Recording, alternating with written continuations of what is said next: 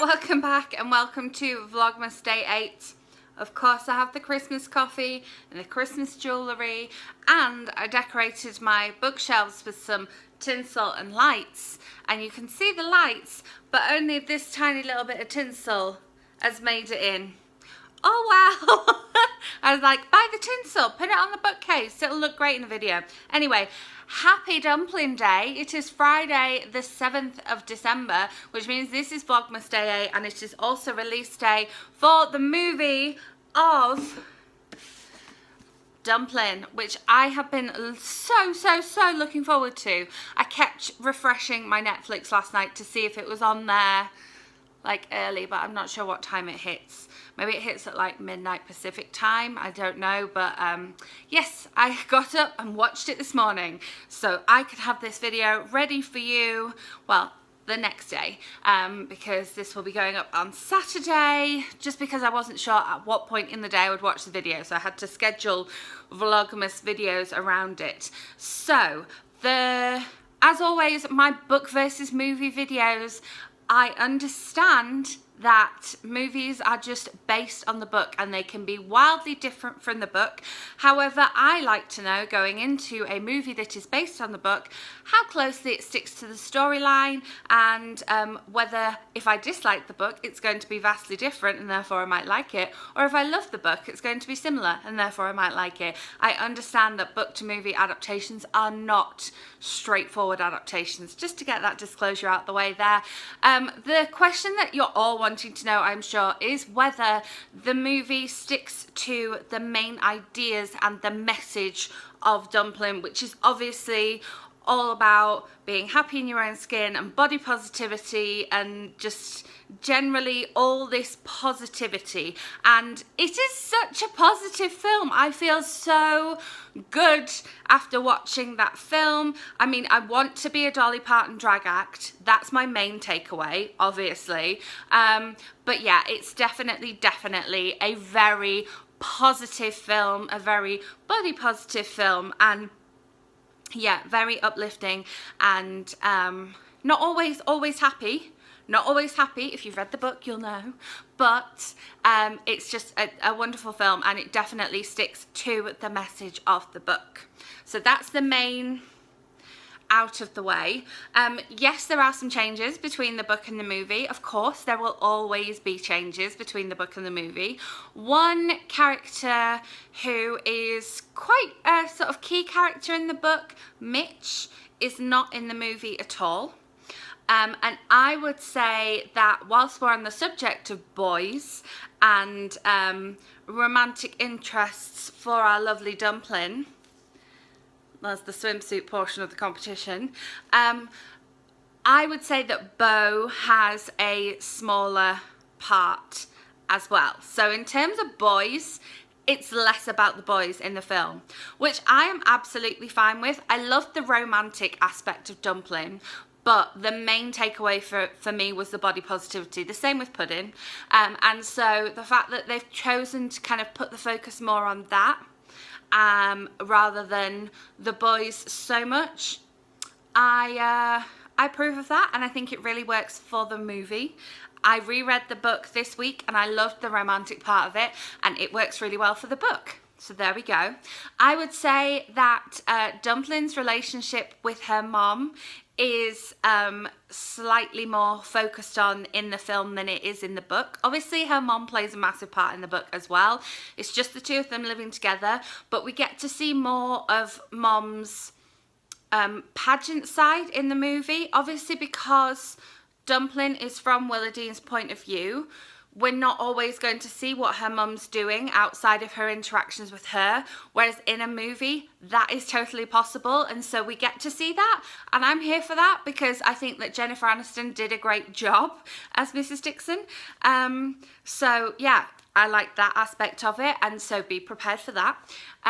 Also, there is another character who kind of ties in with the fact that we don't have as big a sort of focus on Beau, the character of Beau, in the film as we do in the book.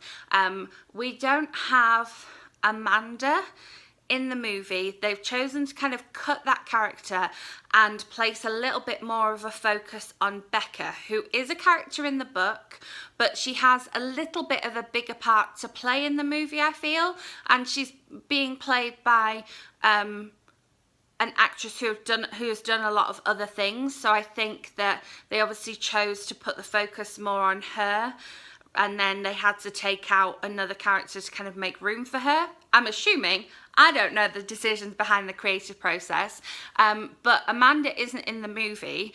One of the things I love in the book is when Amanda calls Bo Peach Butt the whole time. I love that bit, and the audio, the person who reads the audio just has this fantastic accent for that, and the way she says it just makes you think of a juicy peach, like a super juicy peach, the kind that runs down your chin, and just the way she says it is so good. And so I don't mind that Amanda was missing from the film, but I wouldn't have wanted anyone else to be referring to Bo as Peach Butt, so I really don't mind that, you know, we didn't see as much of Bo in the film. The other difference, one of the sort of plot differences, is that we don't have the plot line where Willow changes jobs. She stays in the same job, and I would say that Ellen and Willowdene's kind of friendship is...